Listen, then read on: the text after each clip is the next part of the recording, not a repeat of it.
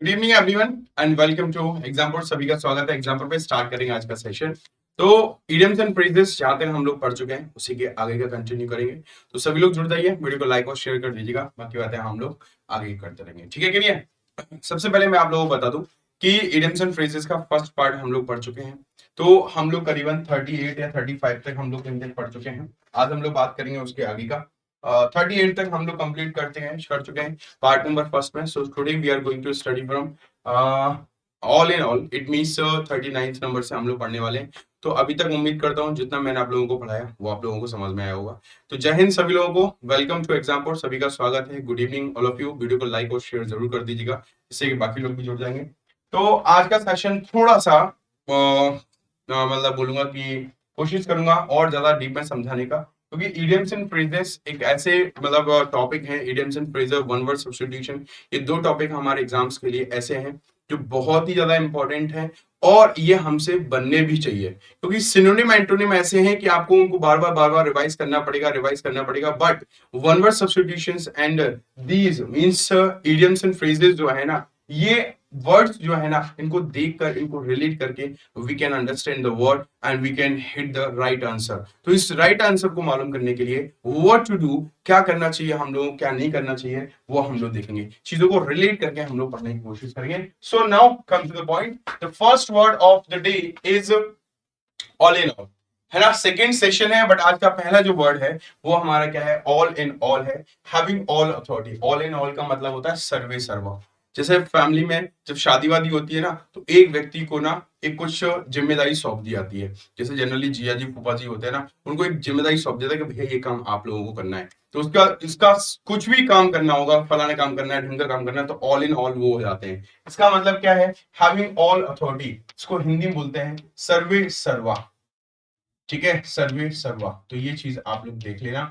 सर्वे सर्वा का मतलब होता है ऑल इन ऑल, मतलब सारे के सारे अथॉरिटी, सारे के सारे काम एक ही इंसान को सौंप दिए गए हैं। तो इसका मतलब ऑल इन ऑल हो जाएगा यहाँ पे। नेक्स्ट हम लोग बात करें थ्रू द बैक डोर, मतलब आप समझो, दिमाग लगाओ। हाँ, थ्रू द बैक डोर का मतलब क्या हो जाएगा?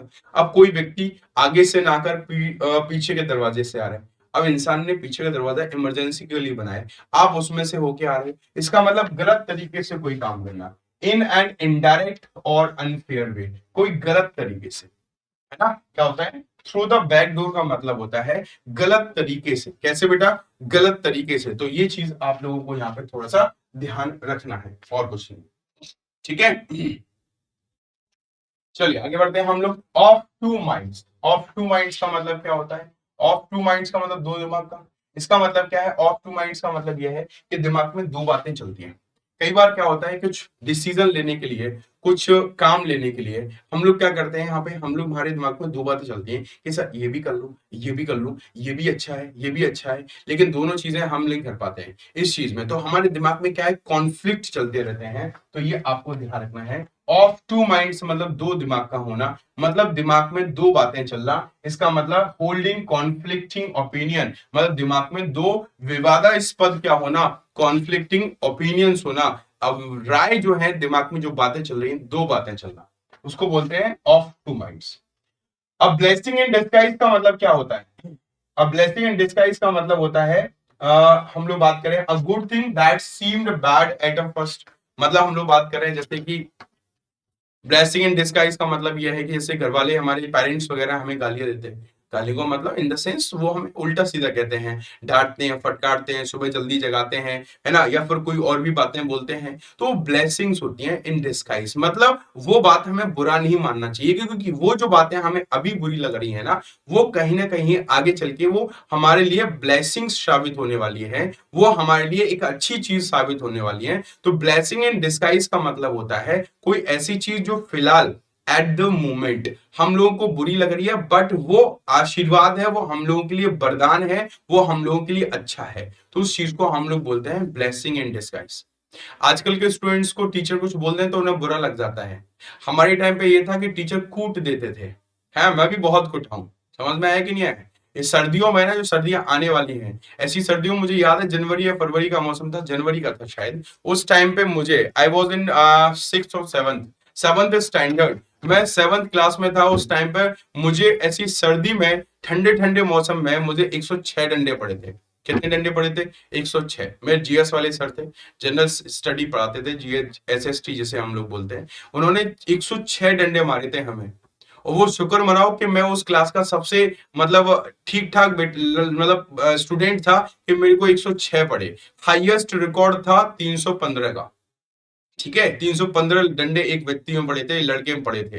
हाथ में दर्द होने लगे ना तो उन्होंने पता नहीं कहां कहां दिया, आप समझ सकते हो। तो इस चीज को समझने की कोशिश करो भाई। तो ब्लेसिंग इन डिस्गाइज, लेकिन हम लोगों ने उनका बुरा नहीं माना, क्योंकि वो जो काम कर रहे थे कहीं ना कहीं मेरे लिए कर रहे थे। उस दिन 106 डंडे पड़े ना, उसके बाद एक डंडा नहीं पड़ा। क्यों? क्योंकि हमें पता था ना, डर बैठ गया उनका कि मुझे याद करके ले जाना है, अगर याद करके नहीं ले जाऊंगा तो गड़बड़ हो जाएगा।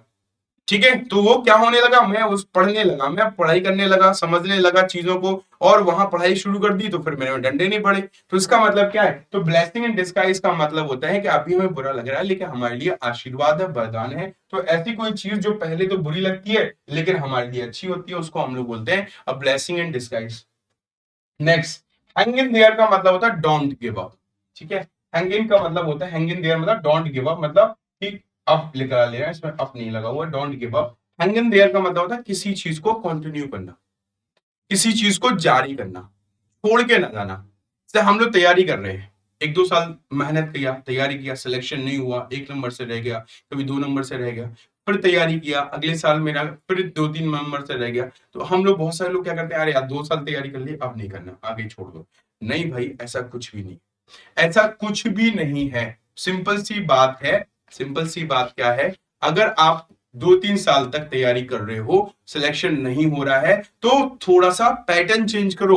हमेशा ध्यान रखो क्या, कि कभी टारगेट नहीं बदलना है, टारगेट तक पहुंचने के रास्ते बदल देना है, लेकिन टारगेट वही होना चाहिए। अगर हम किसी जगह पे सीधे नहीं पहुंच पा रहे हैं तो कोशिश करो कहीं दूसरे तरीके से पहुंचने का, बट पहुंचो जरूर, क्योंकि जो हमारा सपना है उस